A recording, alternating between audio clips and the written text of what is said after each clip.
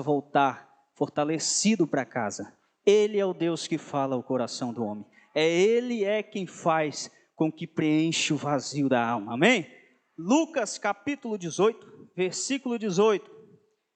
Lucas capítulo 18, versículo 18, uma passagem muito conhecida, e que o Espírito Santo de Deus possa falar ao teu coração através dessa palavra.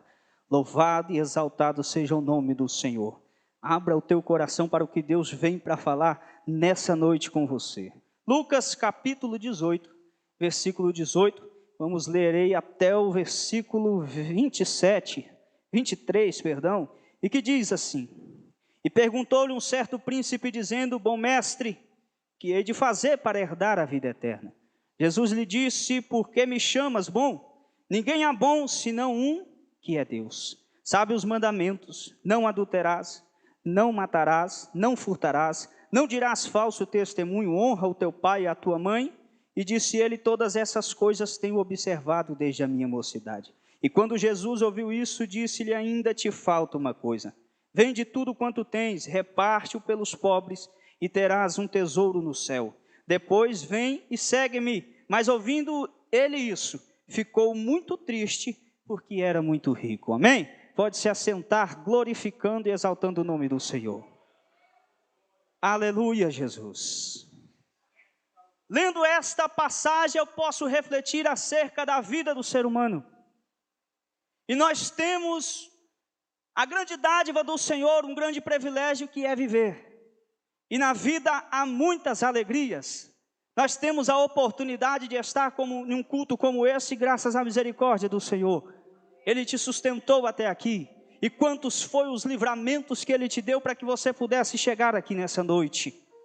O Senhor nos proporciona muitas bênçãos e alegrias, mas a vida também nos proporciona algumas situações. E quem de nós não temos problemas? Quem de nós não adentrou por essa porta pensando em algum assunto que não foi resolvido? Problemas peculiares que eu e você muitas das vezes temos em comum. E há problemas que são aparentes.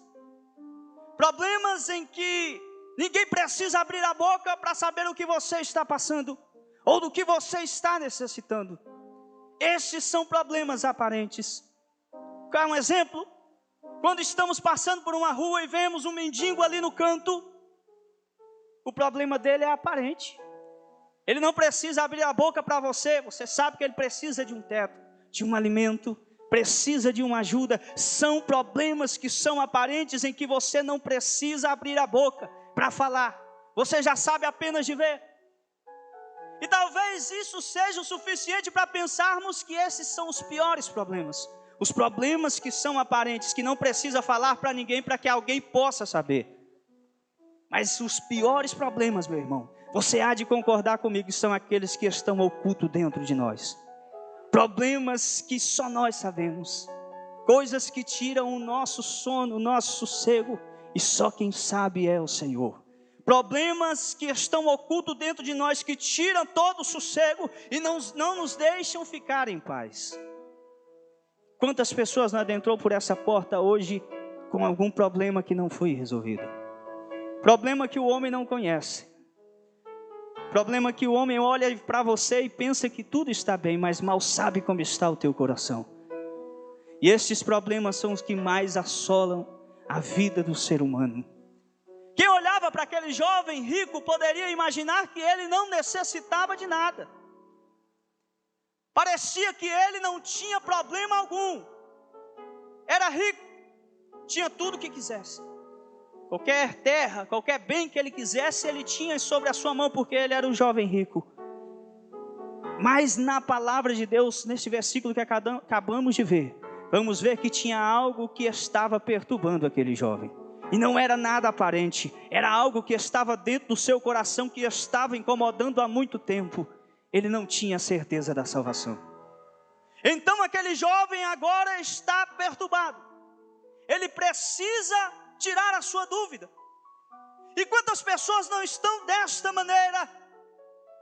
Porque quem olhasse para ele, a vida daquele jovem era perfeita, assim como muitos olham para você e pensam que a sua vida é perfeita, mas mal sabe as lutas que você tem enfrentado internas, e lutas espirituais que só você e o Senhor conseguem saber o que está passando.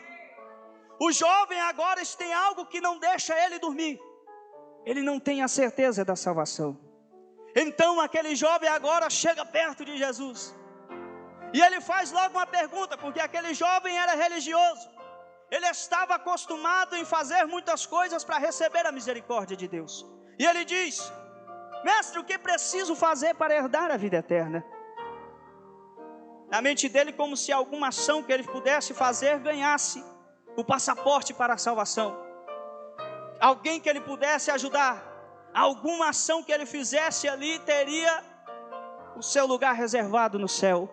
Mas ele estava muito enganado, porque o galardão que vamos receber não está reservado com essas coisas. E tem muita gente pensando assim como aquele jovem, que a sua salvação está registrada conforme o que ele faz aqui. Se ele ajuda um irmão, se ele faz algum bem, se ele faz alguma coisa, não é só isso, irmão. Precisa dar prioridade às coisas de Deus, para que você possa ter a certeza da salvação. O jovem logo pergunta, como se pudesse conseguir algo apenas com alguma atitude simples. Muitos têm pensado dessa maneira. Encontramos no texto um jovem religioso mais perdido. No versículo 18, bom mestre, o que hei de fazer para herdar a vida eterna? Nesta pergunta fica clara a incerteza do jovem quanto à sua salvação. O jovem estava preocupado com a sua salvação, o que não deixa de ser um grande êxito nos dias de hoje. Quantos nesse momento já não tem mais preocupação com a sua salvação? Quantos já não está mais nem aí para saber o que vai acontecer com a sua alma? Quantas pessoas nesse momento estão se drogando, se prostituindo e nem querem nem saber se Jesus vai voltar? Mas você hoje veio aqui porque você tem uma preocupação em estar na obra de Deus, em fazer a obra de Deus e esperar a sua vinda.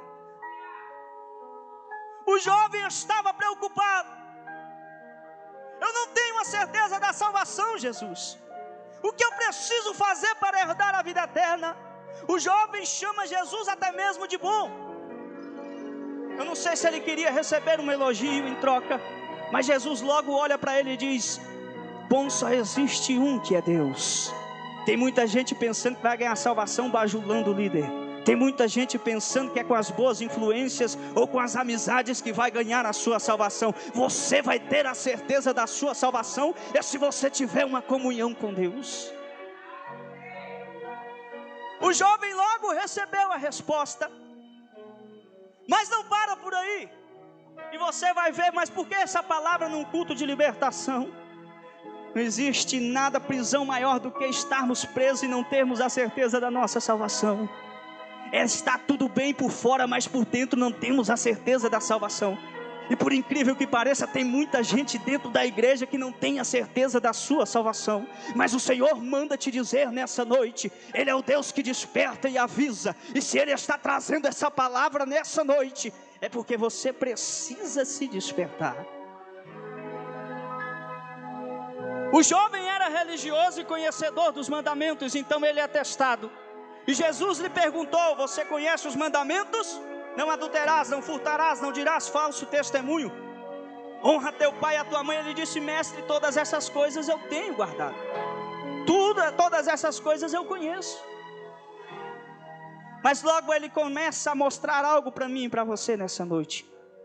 É que não adianta só apenas conhecer a Bíblia de capa a capa. Isso não te garante que você vai ter a salvação. Tem muita gente que domina a palavra, mas se não praticá-la, você não vai ter a salvação. Nos mostra também que vai chegar um momento em que o nosso conhecimento será testado. Por isso a importância de aprendermos e lermos a palavra do Senhor. Vai chegar um momento em que alguém vai perguntar algo para você e você precisa conhecer a palavra, mas isso não vai te garantir a salvação. O Senhor está te dizendo nessa noite, para que possa ter a certeza da salvação, é necessário ter uma intimidade com Deus, uma prioridade com Deus. Para que possa ter a certeza da salvação, é necessário ter um relacionamento com Deus.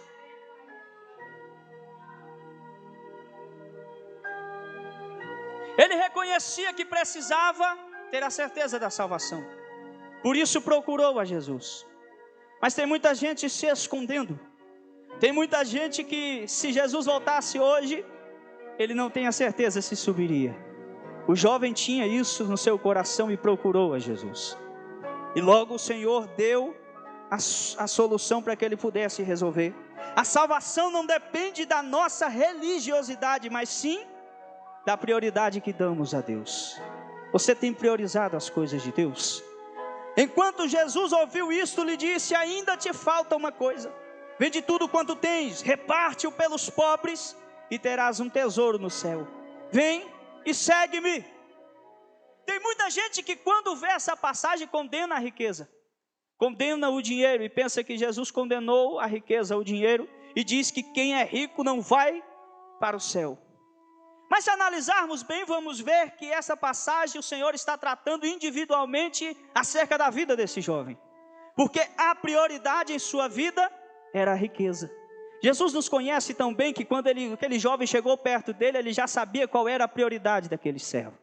Jesus sabia que aquele jovem queria a salvação, mas tinha prioridades que eram antes da salvação. E o Senhor manda te dizer nessa noite, para que você possa ter a certeza da salvação, primeiro precisa arrancar as outras prioridades que tem na tua vida.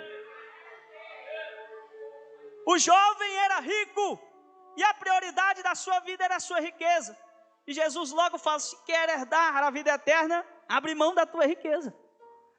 Se o Senhor falar para você abrir mão daquilo que você tem priorizado, será que estamos dispostos a abrir? Das amizades, da riqueza, dos bens materiais.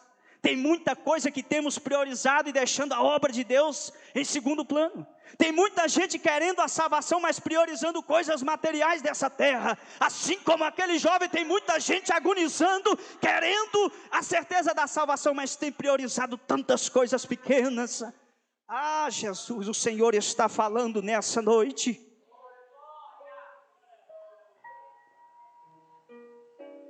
A prioridade era a riqueza. O Senhor não estava condenando a riqueza do jovem, mas sim o perigo que tem quando alguém prioriza algo que não seja a obra de Deus. O perigo que é quando colocamos algo na frente do Senhor. E olhamos uma igreja hoje, um culto de quinta-feira, e vemos com a quantidade de pessoas um pouco subtraída. O que será que as pessoas que vieram aqui, Deus sabe de todas as coisas, mas infelizmente há muitas pessoas que priorizam algumas coisas do que vir para a casa do Senhor. Tem muita gente que prioriza uma novela do que ouvir um profeta falar da parte do Senhor. Tem muita gente priorizando coisas que não seja o reino de Deus e não querem ter a dúvida da salvação.